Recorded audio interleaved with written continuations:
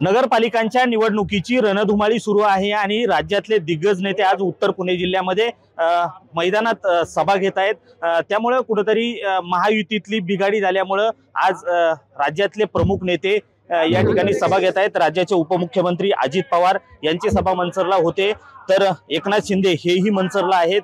आज अजित पवारांचा दौरा शिरूर असेल, मनसर असेल आणि जुन्नर असेल या परिसरामध्ये होणार आहे। खरं तर लाडकी बहीण योजना या माध्यमातून प्रचार केला जातोय, मात्र महायुतीतले तिन्ही घटक पक्ष एकमेकांच्या विरोधात उभे आहेत। त्यामुळे लाडकी बहीण योजना ही कुणाची लाडकी होणार हे पाहणं महत्त्वाचं ठरणार आहे। आपल्यासोबत बोलण्यासाठी माजी खासदार शिवाजी दादा आहेत। दादा, खरं तर निवडणुका खूप पाहिल्या यामागे, पण आताच्या सध्याच्या निवडणुका ह्या लाडक्या बहिणीच्या भोवती केंद्रित होतात। प्रचारात दरम्यान कसं पाहता या सगळ्याकडे?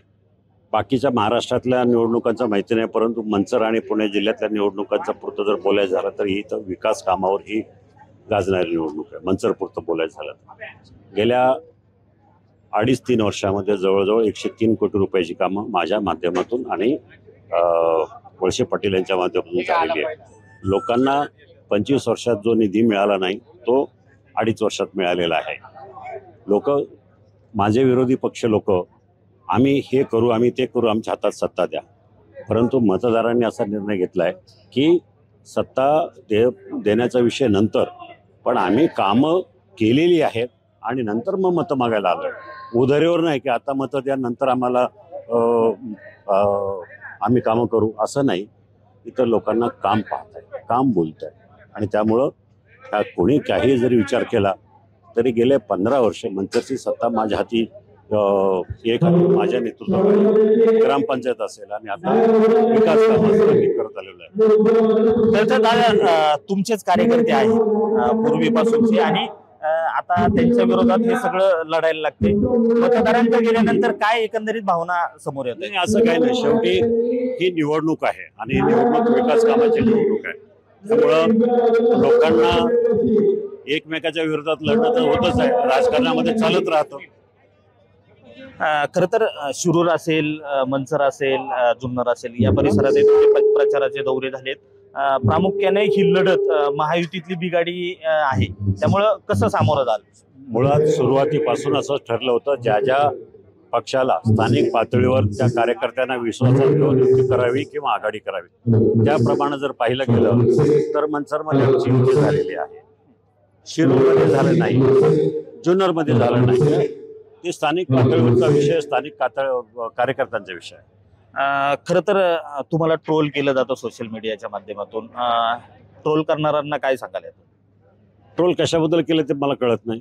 ट्रोल करणं म्हणजे काय, कशावरून ट्रोल करतायत? तुमच्याकडून धनुष्यबाणाची ठीक आहे ना, शेवटी बोलता बोलता एखादा शब्द इकडं तिकडं होतच राहतो, आणि मी काय फारसा मोठा गुन्हा केलाय म्हणून ट्रोल करण्यासारखं असं काही नाही।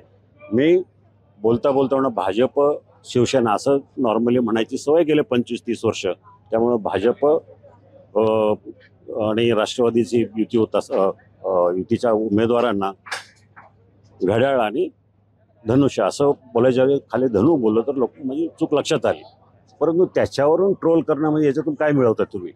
याच्यातून तुम्हाला हे साध्य होत आहे की आढळराव सुद्धा धनुष्याचा प्रचार करताय, याचा अर्थ तुम्ही तुमचा प्रचार करायला सक्षम नाही, माझ्यावर अवलंबून अजूनही आहात, हे त्याच्यात दिसून येतं। खरं तर दोन्ही उपमुख्यमंत्री आज मनसरमध्ये एकनाथ शिंदेंना भेटणार नाही। माझा दौरा दादांबरोबरच आहे दिवसभर, इथून गेल्यानंतर शिरूर जुन्नर, त्यामुळं वेळ असतं तर भेटलो असतं, परंतु या निवडणुकीच्या वातावरणामध्ये भेटण्यापेक्षा एरवी तर आम्ही भेटतच राहतो। विजयाचा विश्वास कसा आहे? 101%। मनसरची जनता हुशार आहे, सुज्ञ आहे, त्यांना विकास पाहिजे, त्यांना चांगलं काम करणारी लोक हवीत, त्यामुळं 100% मनसरचा निकाल एकतर्फे आमच्या बाजूने लागेल। लाडक्या बहिणींचं काय? लाडक्या बहिणी सुद्धा त्यातच आल्या, विजयाचा सहभाग त्यांच्यामध्ये सुद्धा। नक्कीच विकास कामं आणि लाडक्या बहिणींच्या जोरावरती विजय 100% मिळेल, मात्र महायुतीत बिघाडी झाल्यामुळे लाडक्या बहिणींच्या मतांचं डिवायडेशन होईल अशा पद्धतीचे वातावरण या ठिकाणी आहे। मात्र राष्ट्रवादी काँग्रेस असेल, भाजप असेल या ठिकाणी एकत्र येऊन या निवडणुकीचा सामना करताना पाहायला मिळते। व्हिडिओ जर्नलिस्ट सुमित भोसलेसह मी रोहिदास गाडगे, साम टीव्ही न्यूज, मनसर, पुणे। देश विदेशातील प्रत्येक घडामोडींचे लाईव्ह अपडेट मिळवण्यासाठी आता साम टीव्हीच्या सर्व सोशल मीडिया प्लॅटफॉर्मला लाईक, फॉलो आणि सबस्क्राईब करा. तसंच सर्व नोटिफिकेशनसाठी बेल आयकॉन प्रेस करायला विसरू नका.